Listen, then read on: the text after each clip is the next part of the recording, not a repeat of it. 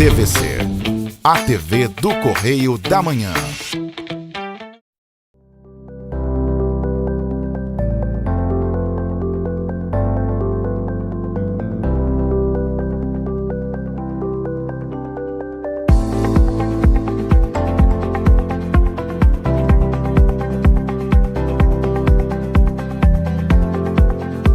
Olá pessoal, tudo bem? Eu sou Sandra Brito e esse é mais um Cultura na TVC. E nós iniciamos o mês de fevereiro com um único objetivo: trazer para você semanalmente um pouquinho de arte, de música, de literatura, dicas de viagem e muita, mas muita cultura. E você pode sintonizar a TVC em Petrópolis no canal 16, em Nova Friburgo no canal 5, em Teresópolis no canal 21, em Três Rios e Paraíba do Sul no canal 3 e em Pati do Alferes no canal 16. É sempre muito bom poder chegar até a casa de cada um de vocês. Muito obrigada por nos receber toda semana. E você já sabe, perdeu alguma coisa na TV? Não conseguiu assistir durante a semana? Não se preocupe! Toda a nossa programação está disponível no nosso site e também nas principais redes sociais, o Facebook, o Instagram e também no YouTube. Vem interagir com a gente! E no programa de hoje você vai ver. Faremos uma visita à cidade de Jericoacoara, no litoral do Ceará, para conhecer uma das regiões mais bonitas do país. Uma entrevista com a professora Ana Luísa da Costa, que vai contar um pouquinho para a gente sobre sua experiência no Japão. E no quadro Trilhas Literárias faremos uma homenagem a mais um grande autor brasileiro, Adolfo Caminha. O programa de hoje está imperdível. Faremos um breve intervalo e voltamos a seguir. Não saia daí!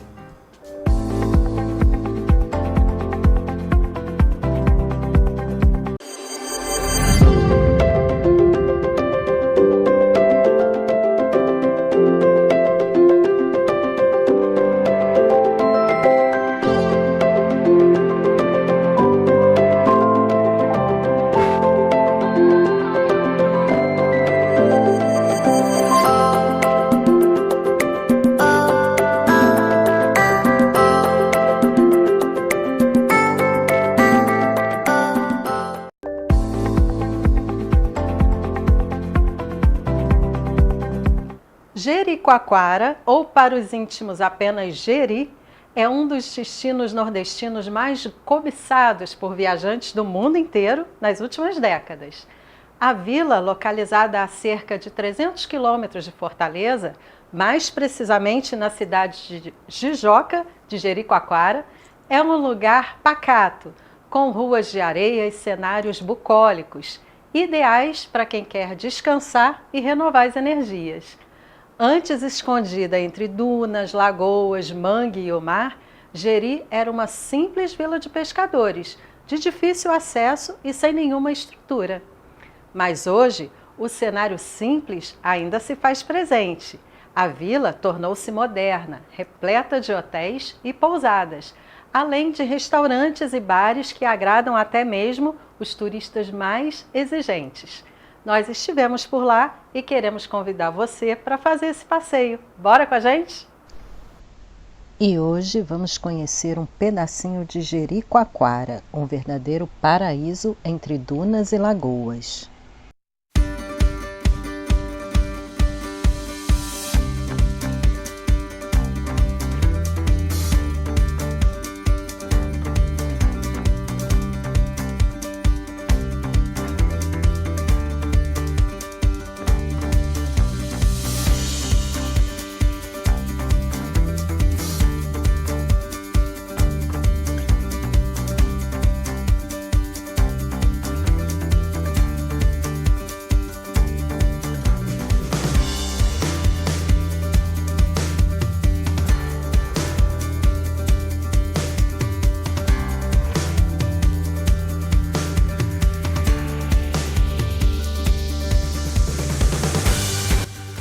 Muita gente não sabe, mas você pode chegar a Jericoacoara pelo aeroporto regional de Jeri, que não fica na cidade, mas bem pertinho, em Cruz, a cerca de 30 quilômetros da vila. Antes de entrar na vila, é necessário pagar uma taxa de turismo. O valor é de R$ 30 por pessoa para quem fica de 1 a 7 dias. Crianças de até 12 anos e idosos com mais de 60 estão isentos da cobrança. Depois de conferir o pagamento, os carros são liberados para seguir viagem. Ah, detalhe! Se você é como eu, que adora alugar um carro e sair por aí, vale a pena lembrar que só carros autorizados entram na Vila de Jericoacoara.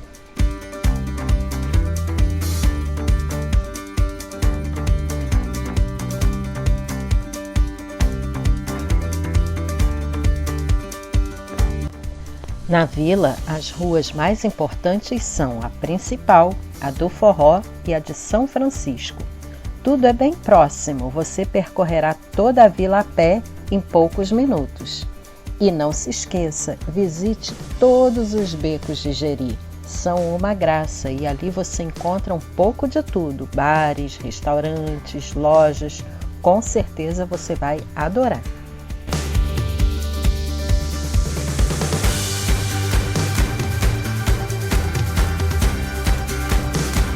Essa aqui é a Igreja da Pedra. Ela fica nessa praça linda aqui em Jericoacoara. Ela foi toda construída com pedras que os moradores retiraram lá do Morro do Serrote. Depois a gente vai fazer o passeio pelo lado oeste da região e a gente vai mostrar para vocês.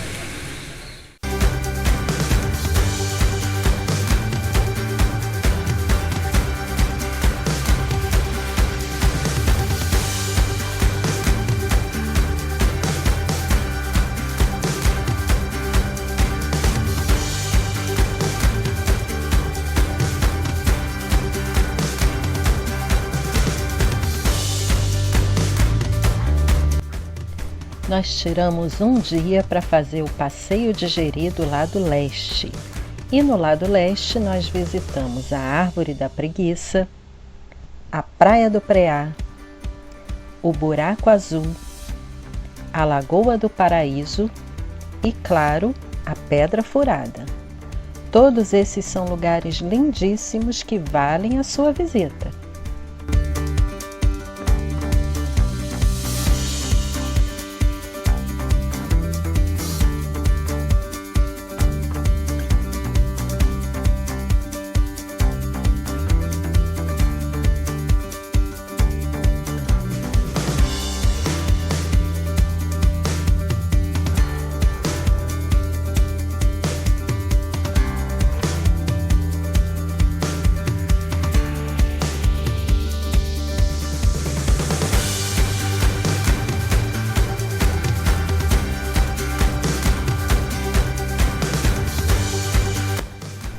E nós subimos o Morro do Serrote para pegar essa trilha que dá até a Pedra Furada. O caminho não é tão simples de ser feito, mas a vista compensa. E chegando lá, você vai encontrar o cartão postal de Jericoacoara.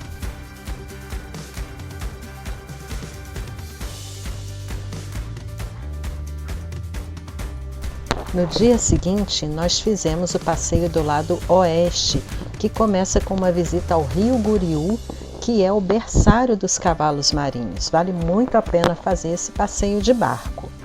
Depois, nós seguimos pela região do Mangue Seco. Nós visitamos as raízes aéreas e também as dunas, que terminam depois com lindas praias perfeitas para a prática do kitesurf. Mais um pouquinho de dunas e chegamos até a Lagoa de Tatajuba. O lugar é lindíssimo, com várias outras lagoas ao longo do caminho. E claro, você pode aproveitar para fazer esportes radicais, como toboágua e tirolesa. Depois você pode almoçar e descansar com essa bela vista da Lagoa de Tatajuba. E o passeio está só começando. Jericoacoara foi o nosso ponto de partida, mas faremos juntos um passeio lindo por toda a Rota das Emoções. Semana que vem tem mais. Até lá!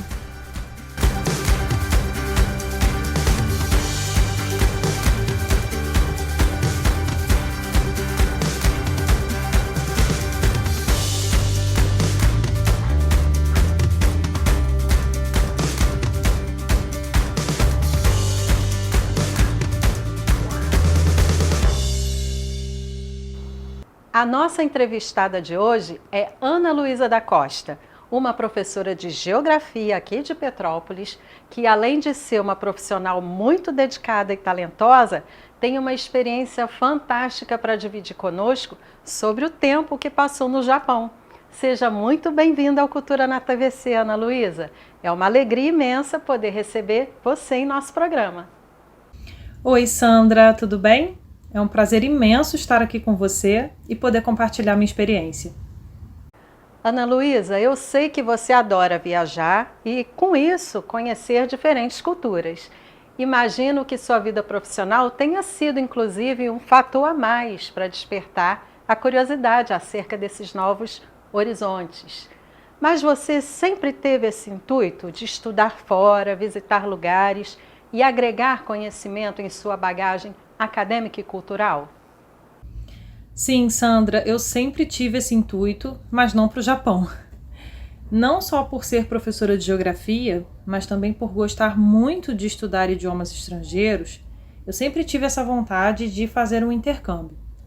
Fosse especificamente para alguma área acadêmica, da geografia ou da educação, ou fosse apenas para poder estudar uma língua estrangeira. No caso, há alguns anos atrás, o meu sonho era estudar alemão na Alemanha. Para isso, eu comecei a estudar alemão aqui no Brasil e segui nesses estudos por cerca de 6 anos. Mas não foi na Alemanha que eu fui parar. A vida me deu outra oportunidade e acabei indo parar no Japão.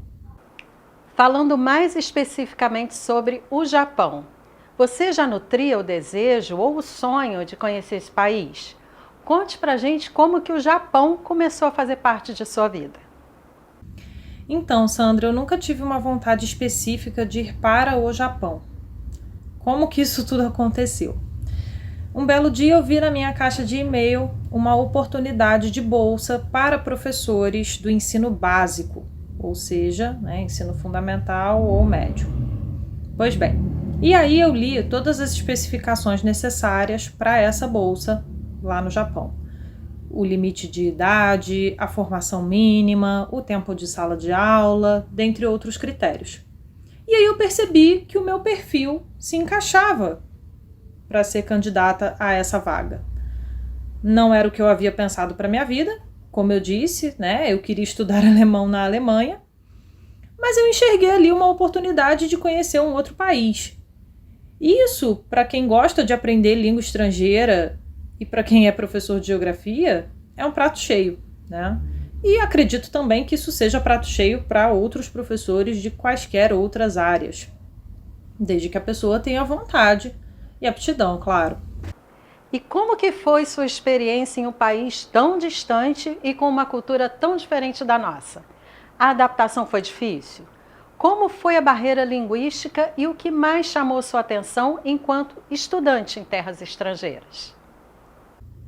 O programa em que eu fui bolsista foi o programa Treinamento de Professores, oferecido pelo Ministério da Educação do Japão, o MEXT. Então eu posso dizer que a experiência foi maravilhosa, resumidamente. Eu poderia ficar dias aqui descrevendo detalhes da experiência, mas ninguém tem esse tempo. Então, resumidamente, eu posso dizer isso. Foi uma experiência muito bacana, muito legal. A língua foi sim uma barreira, muito no inicinho. Por que apenas no inicinho? Porque faz parte do programa que o aluno aprenda o idioma no primeiro semestre. Isso já é pensado anteriormente, Então, nos 6 primeiros meses eu fiquei apenas estudando a língua japonesa. Não para obter nível acadêmico, mas para conseguir me virar no dia a dia. Então, isso foi bem satisfatório, isso atendeu os objetivos. Surpresas eu tive várias, mas uma delas que eu poderia afirmar agora seria o fato dos japoneses serem muito solícitos. Eu me lembro disso nas primeiras semanas no Japão. Muitas pessoas foram extremamente solícitas, até pessoas de fora da universidade. Quem é de dentro da universidade, principalmente a universidade em que eu estudei, que é a Universidade de Tsukuba, próximo a Tóquio, lá eles estão muito acostumados a receber estudantes estrangeiros. Muitos falam inglês, o que facilita bastante também, Então, ali a gente já espera que as pessoas se comuniquem mais com os estrangeiros, mas eu tive a surpresa também, né, de algumas pessoas de fora do âmbito universitário também virem ajudar. Então, pessoas comuns na rua, né, ajudando você a encontrar algum lugar. É claro que nessa hora a mímica acontece, né, mas no geral os japoneses eles se mostram bastante solícitos e isso foi uma coisa que me surpreendeu bastante. Ana Luísa, você foi ao Japão como bolsista e teve toda a estrutura necessária para estudar e se especializar lá. Para quem não conhece esse programa, conte um pouquinho como que ele funciona. Para quem ficou curioso, quer saber mais um pouquinho, como se inscrever para uma bolsa de estudos. O programa Treinamento de Professores é feito da seguinte forma. No primeiro semestre, como eu havia falado, o estudante aprende japonês. No segundo semestre, ele pode continuar estudando japonês, mas aí ele não é mais obrigado, tá? A não ser que a universidade para a qual ele vá obrigue. Mas eu acredito que não seja o caso, tá bem? Qual é o foco do segundo semestre? O segundo semestre é destinado a começar a desenvolver pesquisa. No processo seletivo no país de origem, né, no meu caso aqui no Brasil, eu tive que apresentar um projeto de pesquisa. Então, o segundo semestre é o momento de iniciar essa pesquisa. Assim como pode também ser o momento de cursar disciplinas da Faculdade de Educação. Eu cursei 3 disciplinas na Faculdade de Educação de Tsukuba. E o último semestre é o semestre final da pesquisa. Dependendo do laboratório para o qual o estudante vá, né, dependendo da área, pode ser inclusive que ele participe de seminários junto ao seu orientador. Então, resumidamente, a bolsa tem essa estrutura. Para poder ser candidato a essa bolsa, é importante entrar em contato com o consulado mais próximo da área em que você mora. No caso aqui em Petrópolis, né, o consulado mais próximo é o consulado do Japão, no Rio de Janeiro. Entrando no site do consulado, existe o link Bolsas, que mostra não apenas a Bolsa Treinamento de Professores, como outras bolsas de mestrado, doutorado, bolsas de nível técnico, entre outras. Eu sempre digo que quando viajamos, a bagagem mais importante é aquela que não tem peso nem preço, que é a bagagem cultural. Todos saímos modificados de alguma forma quando entramos em contato com outros povos, com outra percepção de vida, com outros costumes. O que você trouxe consigo do Japão e o que essa experiência significou para você, não só no âmbito profissional, mas também pessoalmente? A Ana Luísa, que retornou ao Brasil, é uma pessoa diferente da que partiu? Sem dúvida, a Ana Luísa que voltou não é a Ana Luísa que foi. A Ana Luísa que voltou, acho que sabendo escutar melhor as pessoas, mais e melhor, né? As pessoas sabendo prestar mais atenção na natureza, sendo mais contemplativa. Os japoneses são muito contemplativos, eles celebram, né, as mudanças da natureza, as estações, e isso eu achei assim, uma coisa maravilhosa e isso passou a fazer parte da minha vida, né? Com certeza, diversas outras coisas também foram enriquecedoras para mim, mas, como eu disse, né, não dá tempo de falar de tudo. Mas uma coisa muito bacana dessa bolsa e que foi muito válida para mim também foi o fato de eu conviver com outros estrangeiros além dos japoneses, né? Então, na minha sala, por exemplo, né, tinham outros estudantes, também professores como eu, que vinham do México, da Indonésia, Filipinas, Gabão, Sudão do Sul, Honduras. Então, o fato de você conviver com pessoas tão diferentes, né, com culturas tão diferentes, isso automaticamente já é enriquecedor. Tive, inclusive, né, presenciei momentos tensos também nesses choques culturais, mas que depois se resolveram, né? Nada grave, nada diretamente comigo, mas que me mostraram, né, um mundo que eu não conhecia ou um mundo que eu apenas imaginava, né? Então, no geral, foi muito bom para mim e acredito que tenha sido muito bom para os meus colegas também. Ana Luísa, quero muito agradecer por sua participação em nosso programa. É muito importante trazer aqui histórias reais, de sonhos que se concretizaram, de exemplos de pessoas que se dedicaram a um objetivo e que com muito esforço conseguiram realizá-lo. Parabéns por essa e todas as outras conquistas. Te desejo uma caminhada repleta de sucesso e de muitas experiências fantásticas. Um grande abraço a você. Sandra, eu que te agradeço pela oportunidade de estar aqui. Eu acho extremamente importante, como professora e como ex-bolsista, divulgar essa bolsa. Muita gente não tenta porque não sabe que ela existe, né? Então eu tomei meio que como uma missão para mim poder divulgar sempre que possível. Muito, muito obrigada por essa oportunidade. Um beijão para você.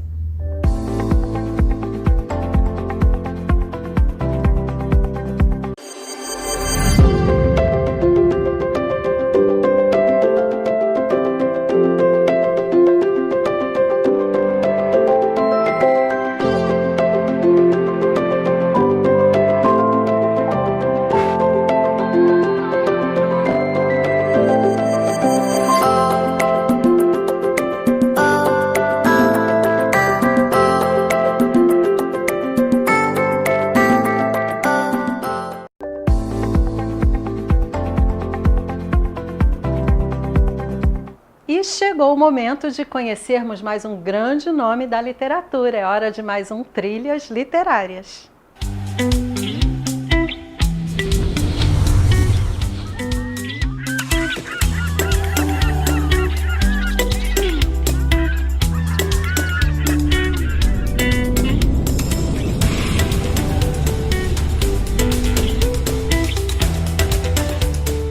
O nosso homenageado de hoje foi romancista, contista e poeta, considerado um dos principais autores do naturalismo no Brasil. Estamos falando do cearense Adolfo Caminha. Adolfo Ferreira dos Santos Caminha nasceu no dia 29 de maio de 1867, na Rua do Comércio, em Aracati, no estado do Ceará. Era filho dos negociantes Raimundo Ferreira dos Santos Caminha e Maria Firmina Caminha. Adolfo foi o primogênito dos 5 filhos do casal. Adolfo teve uma infância bastante conturbada. A mãe morreu quando ele tinha apenas 10 anos, vítima de uma seca extrema no Nordeste. Com a morte da mãe, Adolfo foi para a casa de parentes em Fortaleza, em 1877. 6 anos depois, em 83, mudou-se para o Rio de Janeiro, a convite de seu tio, Álvares Tavares da Silva, que se dispôs a financiar os estudos do sobrinho. Chegando ao Rio, foi matriculado na antiga Escola Naval. O choque cultural foi grande. Dentro de uma instituição conservadora e monarquista, Adolfo descobriu-se republicano e abolicionista. Aos 17 anos, fez um discurso na presença do imperador Dom Pedro II e declarou-se contra o anacronismo da escravidão e do império. Adolfo saiu da Escola Naval em 1885 como guarda-marinha. Durante uma viagem de instrução aos Estados Unidos, redige um diário com anotações e observações sobre o país, obra que mais tarde se tornaria o livro No País dos Yankees, a ser lançado em 1894. Em 1886, sua primeira obra foi publicada. Trata-se de Voos Incertos, um livro de poesias em que o autor reuniu as composições que haviam saído de diversas revistas no período de 1885 e 86. O nome da obra, aliás, é bastante sugestivo para um autor no início de sua carreira. Depois de servir no couraçado 7 de setembro, na corveta Niterói, no cruzador Guanabara e na canhoneira Afonso Celso, foi promovido a segundo-tenente, no dia 16 de dezembro de 1887. Ele publicou, depois disso, Judite e Lágrimas de um Crente, livros de conto. Em 1888, para evitar os sintomas da tuberculose que já começara a sentir, conseguiu uma transferência para o cruzador Paquequé, sediado em Fortaleza. Lá, ele se envolveu amorosamente com Isabel Jataí de Paula Barros, a mulher de um oficial do Exército. A situação foi considerada um escândalo. já que Adolfo chegou a raptar a amada para que pudessem viver juntos. O casal teve 2 filhas, Belkis e Aglaas. O Ministério da Marinha interferiu inutilmente. Em 1890, muito pressionado de todos os lados, Adolfo Caminha viu-se obrigado a demitir-se e, com a mulher e 2 filhas, seguiu para o Rio de Janeiro, onde passou a viver como funcionário público. Em 1891, Adolfo lança A Normalista, um romance em que traça um quadro pessimista da vida urbana. Apresentando tons naturalistas bem acentuados, é considerado por muitos sua obra-prima. No mesmo ano, colabora com os jornais Gazeta de Notícias, Jornal do Comércio e O País. Em 1892, Adolfo seria convidado a participar como fundador da originalíssima Padaria Espiritual, um movimento literário cearense que existiu entre 92 e 98 e que contou com integrantes como Antônio Salles, Rodolfo Teófilo e o próprio Adolfo Caminha. Marcado pela veia humorística e pelo espírito boêmio e libertário, o grupo era composto por escritores, pintores e músicos que se reuniam na Praça do Ferreira. Eles publicavam seus escritos no jornal O Pão e os textos eram assinados com pseudônimos irreverentes, como Sátiro Alegrete, Policarpo Estouro e Frivolino Catavento. Pouco conhecido nacionalmente, o movimento tinha muitos dos elementos daquilo que mais tarde seria chamada de literatura modernista. Em 1895, publica o romance Bom Crioulo, no qual firma sua reputação literária. O problema é que o livro provoca outro escândalo, ao abordar a questão da homossexualidade, um tema tabu para aquela época. A recepção acabou não sendo tão positiva para o autor por conta do preconceito e do falso moralismo da sociedade.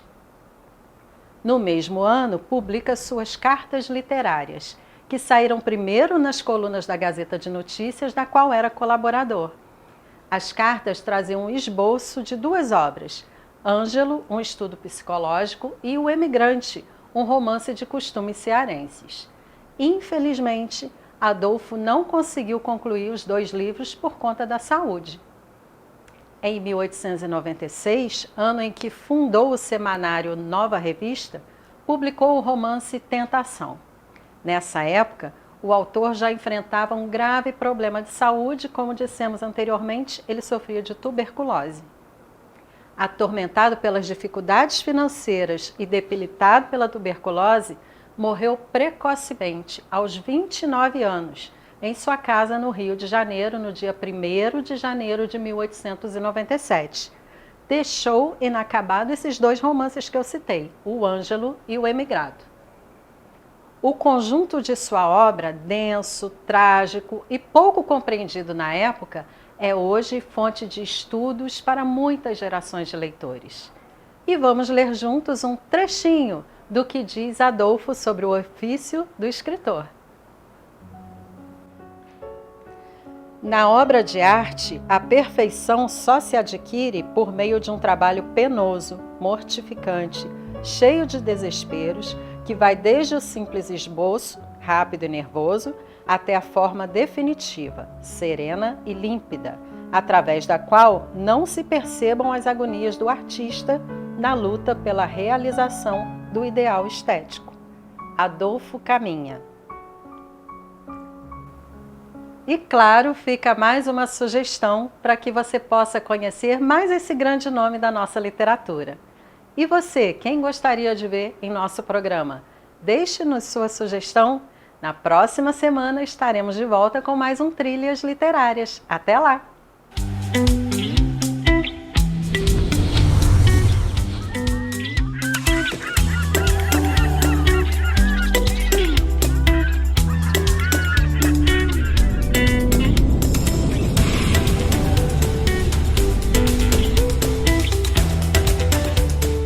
E assim vamos terminando mais um programa.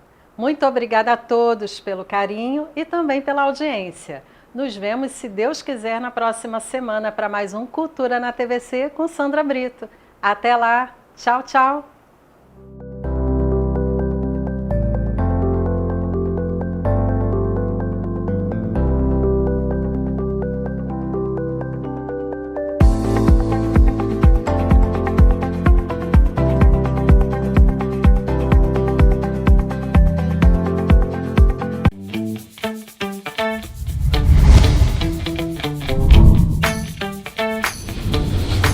TVC, a TV do Correio da Manhã.